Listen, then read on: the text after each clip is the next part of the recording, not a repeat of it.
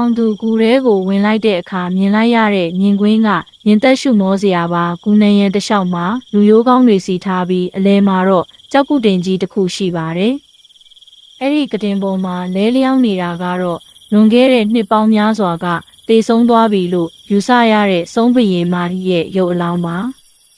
သူမရဲ့ရုပ်အလောင်းဟာမပုတ်မတိုးပဲလက်လက်ဆက်ဆက်ရှိနေုံတင်မကပဲသူမရဲ့ရင်ဘတ်ထဲမှာနေရဲနေတဲ့အမြုတွေတစ်ခုကအသေးနှလုံးလိုတဒိတ်ဒိတ်ခုန်နေပါတယ်။အဲ့ဒီအချိန်မှာပဲကူအပြင်ကနေရင်မောတန်ကြီးတစ်ခုကြားလိုက်ရပါတယ်။ဟာဟာဟာမင်းကငါ့အတွက်လမ်းပြပေးလိုက်တာပဲအောင်သူလှည့်ကြည့်လိုက်တော့အောင်သူမြင်တက်သွားပါတယ်။အဲ့ဒါကတော့တေဘီလို့ထင်ထားတဲ့ဦးမင်းခေါင်ပါဒါပေမဲ့သူ့ရဲ့ရုပ်သွင်းကလူနဲ့မတူတော့ပဲတကိုယ်လုံးအမဲရောင်အကြေးခွန်တွေဖုံးလွှမ်းနေပြီးမျက်လုံးတွေကလည်းဘလူးမျက်လုံးလိုဖြစ်နေပါပြီ။သူဟာနတ်ဆိုးနဲ့ပေါင်းဆက်သွားပြီးသွေးဆုပ်ကဝေးအဖြစ်အသွင်ပြောင်းသွားတာပါ။ဦးမင်းခေါင်ဟာအောင်သူစီကိုလျှက်စစ်မီလိုညံဆန်တဲ့အရှိန်နဲ့ပြေးဝင်လာပါတယ်။အောင်သူဟာဒေါ်ဖွားစိန်ရဲ့ပူရပိုက်ကိုမြှောက်လိုက်ပြီးဂါထာတစ်ပုဒ်ကိုအတန်ကုန်ဟစ်အော်ရွတ်ဆိုလိုက်ပါတယ်။နမောတတပေတတာအနိယယာဝိနာတန်တုပူရပိုက်ထဲကနေရွှေရောင်အလင်းနှန်းတွေထွက်ပေါ်လာပြီးဦးမင်းခေါင်ကိုလွင့်စင်သွားစေပါတယ်။ဒါပေမဲ့ဦးမင်းခေါင်ကအရှုံးမပေးပါဘူး။သူကဆုံးဘရင်မရဲ့အမြုတွေကိုလက်နဲ့လှမ်းကင်ပြီးအင်အားတွေကိုစုပ်ယူဖို့ကြိုးစားပါတယ်။ခုတစ်ခုလုံးတုန်ခါလာပြီးကြောက်တုံးတွေပြိုကျလာပါတယ်။အောင်သူဟာနောက်ဆုံးလက်နက်အနေနဲ့ဒေါ်ဖွားစိန်ပေးခဲ့တဲ့နှီးချင်းတောင်းထဲက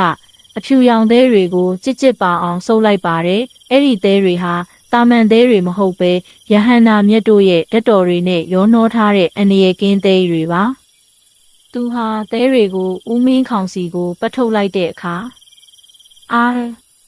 ဦးမင်းခေါင်ရဲ့ခန္ဓာကိုယ်ဟာမီးလောင်တလိုမျိုးမီးခိုးတွေထွက်လာပြီးအကြီးပြောကျသွားပါတယ်။နတ်ဆိုးရဲ့အမြုတွေဟာလည်းကွဲအပ်သွားပြီးဂူအပြင်ဘက်ကိုအားပြင်းတဲ့အလင်းနှန်းကြီးတစ်ခုအဖြစ်ထွက်ပေါ်သွားပါတော့တယ်။ဂူကြီးပြိုကျသွားချိန်မှာအောင်သူဟာအပြင်ကိုအချိန်မီပြေးထွက်နိုင်ခဲ့ပါတယ်။သူရွာကိုပြန်ရောက်တဲ့အခါမိုးလင်းနေပါပြီးရွာသားတွေကအောင်သူကိုစိုးရိမ်တကြီးနဲ့စောင့်နေကြပါတယ်။ဒါပေမဲ့အောင်သူရဲ့လက်ဖမိုးမှာတော့ထူးဆန်းတဲ့အမှတ်အသားတစ်ခုပေါ်နေပါတယ်။အဲ့ဒါကတော့ဒေါ်ဖွားစိန်ရဲ့လက်မှာရှိခဲ့တဲ့ဆောင်းလျှောက်သူတစိမ့်ပါပဲသူဟာအခုဆိုရင်ညောင်ချေတောက်ရွာရဲ့အဖြူရောင်ဆုံးစရာတယောက်ဖြစ်သွားခဲ့ပါပြီ။အောင်သူဟာရွာရဲ့အစွန်ကညောင်ပင်ကြီးအောက်မှာထိုင်ရင်းတောအုပ်ကြီးကိုကြည့်လိုက်ပါတယ်။အခုတော့တောအုပ်ကြီးဟာအရင်လိုမကြောက်စရာတော့ပဲအေးချမ်းနေပါတယ်။ဒါပေမဲ့သူသိပါတယ်လောကမှာအလင်းရှိရင်အမှောင်ရှိစမြဲပါ။နောက်ထပ်ရောက်လာမယ့်အနေရတွေကိုကာကွယ်ဖို့သူအမြဲတမ်းအသင့်ရှိနေရမှာပါ။အောင်သူဟာပူရပိုက်နဲ့ကြီးကိုအဝတ်ဖြူနဲ့တေးသေးချာချာထုတ်ပိုးလိုက်ပြီးဖျားစင်ပေါ်မှာတင်ထားလိုက်ပါတယ်။သူဟာဆရာဝန်တယောက်အနေနဲ့လူတွေကိုကုသပေးသလိုအခြားတစ်ဖက်မှာလည်းမမြင်အပ်တဲ့ရန်သူတွေကနေရွာကိုကာကွယ်ပေးတဲ့တောရွာဆုံးမရဲ့အမွေဆက်ခံသူအဖြစ်ဘဝအသစ်ကိုစတင်လိုက်ပါတော့တယ်။အောင်သူသည်ဖျားစင်ပေါ်ကပူရပိုက်ထုတ်ကြီးကိုကြည်ရင်တက်ပြင်းချလိုက်သည်ရွာကလေးကအေးချမ်းသွားပြီဟုထင်ရတော့လဲထိုညကမြင်ခဲ့ရသောဆုံးဘရင်မ၏အမြုတေကွဲအပ်သွားချိန်တွင်လွင့်ထွက်သွားသည့်အလင်းစာများကမြည်သည့်နေရာသို့ရောက်သွားသည်နည်းဆိုသည်မှာတွေးတောစရာဖြစ်လာသည်အပိုင်းလေးကံကြမ္မာ၏အကျွင်းကြံရက်တပတ်အနှဲငယ်ကြာပြီးနောက်ညောင်ချေတောက်ရွာနှင့်10 မိုင်ခန့်ဝေးသောသဲတော်ရွာကလေးမှထူးဆန်းသောသတင်းများရောက်လာသည်ထိုရွာရှိမိမပြိုလေးများသည်ညဘက်တွင်အိတ်မပျော်ပဲထိုင်လျက်အိပ်ပျော်နေတတ်ကြပြီးနိုးလာလျင်ဘာမှမမှတ်မိတော့ပဲအသားရည်များမှလည်းသွေးဆုပ်ဖြူရောလာကြသည်ဟုဆိုသည်တခေါ်တန်အောင်သူသည်ထိုသတင်းကိုကြားရလျင်ပင်မိမိတွင်တာဝန်ရှိနေပြီဖြစ်ကြောင်းသိလိုက်သည်ဒေါ်ဖွားစိန်၏တစိမ့်ပါသောသူ၏လက်ဖမိုးမှလည်းတစ်ဖြက်ဖြက်နှင့်ပူထူးလာသည်သူသည်ပူရာပိုက်နှင့်စေးတစ်တာကိုယူဆောင်ကာသဲတော်ရွာသို့ခရီးထွက်ခဲ့သည်သဲတော်ရွာသို့ရောက်လျင်ရောက်ချင်းအောင်သူရလိုက်သောအနံ့မှာမြင်းမွေးပန်းနံဖြစ်သည်သို့သောထိုအနံ့သည်တာမန်ထက်ပို၍ပြင်းထန်ကာရင်ထဲကိုပြုတ်အံ့ခြင်းစရာဖြစ်စေသည်ရွာသူကြီးအိမ်မှာတဲခိုရင်းအောင်သူစုံစမ်းကြည့်ရာထိုထူးဆန်းသောဝေဒနာခံစားနေရသည့်မိန်းကလေးများအားလုံးသည်ရွာလေကရေတွင်းဟောင်းကြီးနားကိုဖျက်သွားဘူးသူများဖြစ်နေကြသည် နှစ်ရေတွင်ဟောင်းမှမိမပြိုထိုညတကောင်ရံတွင်အောင်သူသည်ရေတွင်ဟောင်းကြီးအနီးမှပုံးွယ်ကစောင့်ကြည့်နေခဲ့သည်လာရောင်ကဖြောတော့ထိုစဉ်ရွာသူကြီး၏သမီးနှင်းပွင့်သည်မျက်လုံးများကိုမှိတ်လျက်တောင်းကြီးလမ်းလျှောက်လာပြီးရေတွင်ဝမှရက်လိုက်သည်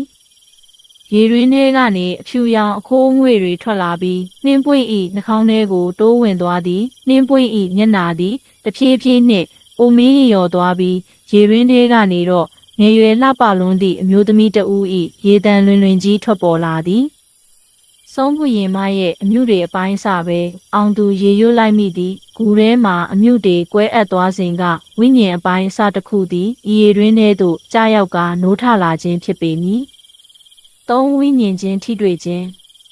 အောင်သူသည်ရှေ့သို့ထွက်လာပြီးပုရပိုက်ထဲမှဓမ္မစကြာ